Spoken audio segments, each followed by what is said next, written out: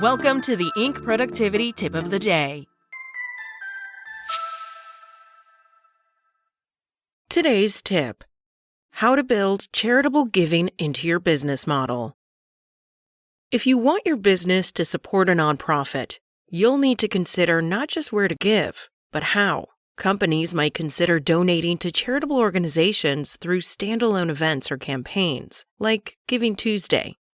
But company leaders can also build nonprofit giving into the very core of their business through a number of charitable models, like donating a percentage of profits, a portion of sales, or products in a one-for-one match. But not every one of these giving models will suit every company or every charitable goal. 5 company leaders spoke with Inc. about how they chose their charitable giving model and what other companies should consider when developing their donation strategy. After covering expenses, company leaders can choose to donate a percentage of their profit, monthly, annually, or otherwise, to nonprofit organizations. Here, smaller companies might have an opportunity to stand out. Research from Harvard Business School found that consumers prefer brands that donate a greater percentage of profits over those that donate more money overall, but a smaller percentage of their profits. When Stephen Dime and Joseph Dickstein founded the Chicago-based flower service, Flowers for Dreams, in 2012, they knew they wanted to incorporate charitable giving into their business in a big way.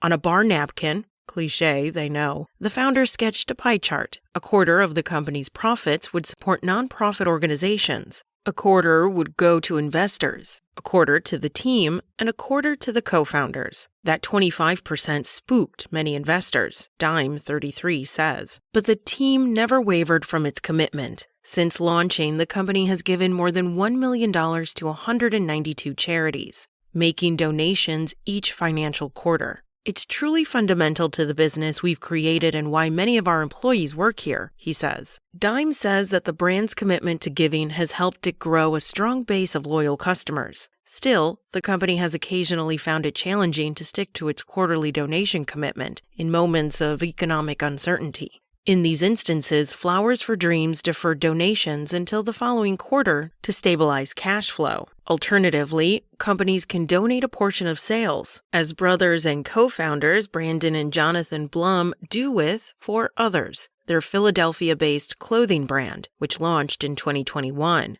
Especially in the company's earliest stages, this approach felt more meaningful than donating a percentage of their limited profits, Brandon 31 says. If we're going to be a brand called For Others, we can't be giving 1% of profits, he adds. We actually have to put our money where our mouth is and donate every financial quarter. When they launched, the For Others team planned to donate $5 for any item over $75 and $2 for any item below that. Donations currently support nonprofits Feeding America and Donors Choose. Meanwhile, Uncommon Goods, a Brooklyn, New York-based online marketplace for gifts, novelty items, and more, donates $1 from every purchase to a nonprofit of the customer's choosing, given between 3 and 5 options at checkout.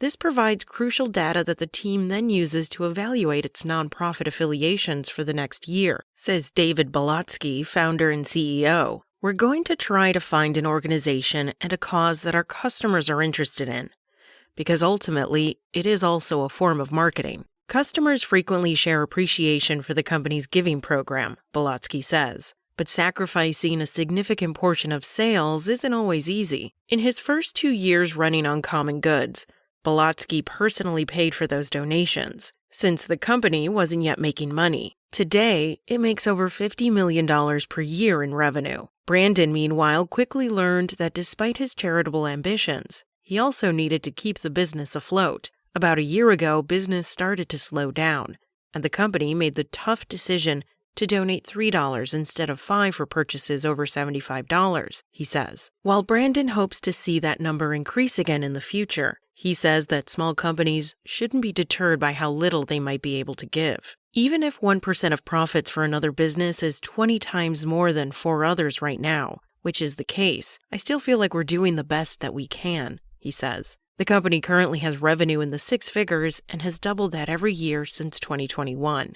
If sacrificing some sales or profits doesn't suit, companies can opt to donate items, even their own products. The shoe company Tom's helped popularize the buy one, give one model in 2006, donating one pair of shoes for every shoe purchased. Bombas, the New York City-based sock and apparel company, which made Inc.'s Best in Business list in 2020, incorporated this model when it launched in 2013. While simple in theory, co-founders David Heath and Randy Goldberg soon found the execution more complicated at scale, so they partnered with Hannah's Socks, a nonprofit organization in Toledo, Ohio, to learn the ins and outs of distribution. I would definitely recommend partnering or finding an organization that you can talk to help you understand the nuances of the problem that you're trying to solve. Heath, 40, says, as Bombas scaled, the company developed its own distribution process, donating socks, t-shirts, and underwear to a variety of organizations, including overnight shelters, transitional living facilities, and rehabilitation centers.